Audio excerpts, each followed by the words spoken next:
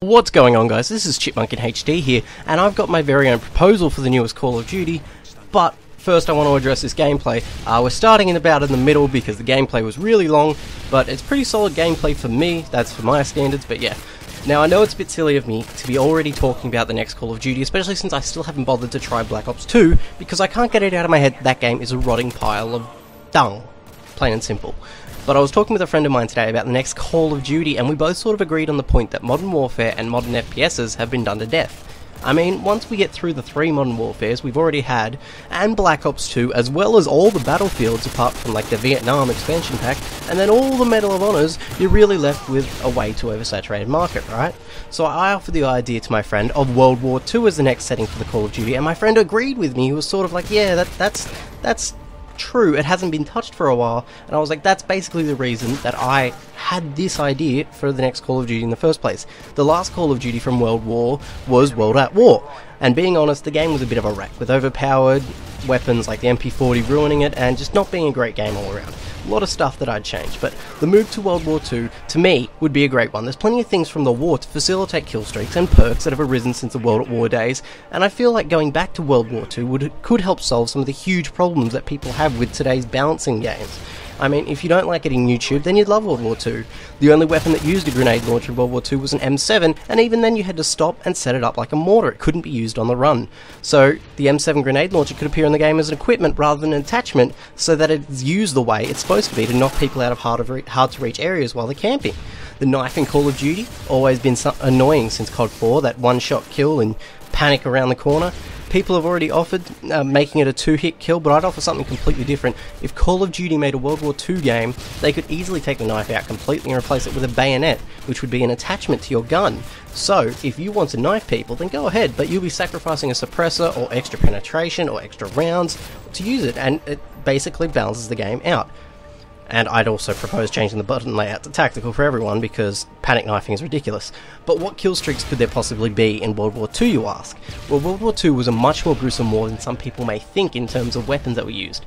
There's a number of these that could be like hideous weapons as kill streaks. Nerve gas being dropped onto enemies by a plane, being given a flamethrower in the same vein as like the death machine from Black Ops and Black Ops 2, in that it actually does some damage and not the flamethrower from Black Ops, which was ridiculous. Being able to call in mortar strikes, a bombing run, or any number of airstrikes.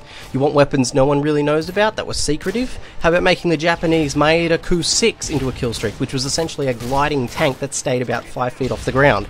Or the Uralmash from the Soviet Union, which was a self-propelled gun in an armoured vehicle? The only real problem I see with a World War II map is that Call of Duty's tight corners might find themselves taking a backseat to more open battlefields and bigger maps, which I wouldn't really be averse to. I know that in my videos I've said I'm a rusher, but I wouldn't be averse to a bigger map. You wouldn't be running tight corners and getting sprayed or panic knifed, and you would be able to control the map more openly. Place anti-aircraft turrets in all corners of the map, so you don't need Strelas or anything like that as a secondary. You just have your pistols as a secondary, because Strelas and stuff didn't exist back then. It also gives people something to push for if the enemy has air support up.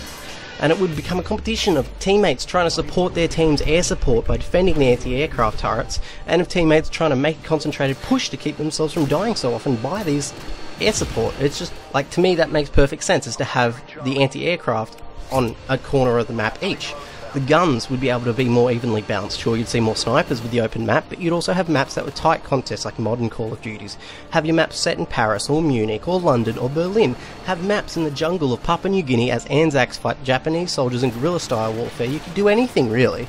Your perks could be completely balanced too by taking stuff out, like sleight of hand or cold-blooded, putting in a gas mask to replace them, keep you safe from the nerve gas that I mentioned, or anything of that nature. Without sleight of hand or cold-blooded, I feel like the perks would really open up. Another suggestion I have is putting an attachment.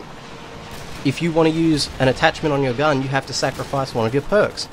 This 10 out of 10 idea that Black Ops 2 had, it's good, but it could go further. And can I also add, please don't add death streaks. They're the worst idea of all time, and at no point should bad players ever be rewarded for doing badly. We've all been horrible at the game at one point, and we've all been bad at it. And the only way to learn to do better is to be beaten all the time, and basically sit there and think, okay, what are they doing that I'm not doing? It's not by being given magic pills that give you triple health, or pooping out grenades, or giving a bad player a predator missile in Dead Man's hand every 10 seconds. I feel like a World War II style Call of Duty could be the best move Activision could make, because the market's wide open. I mean, you don't see World War II shooters nowadays. You see modern shooters. They've been done to death since COD 4.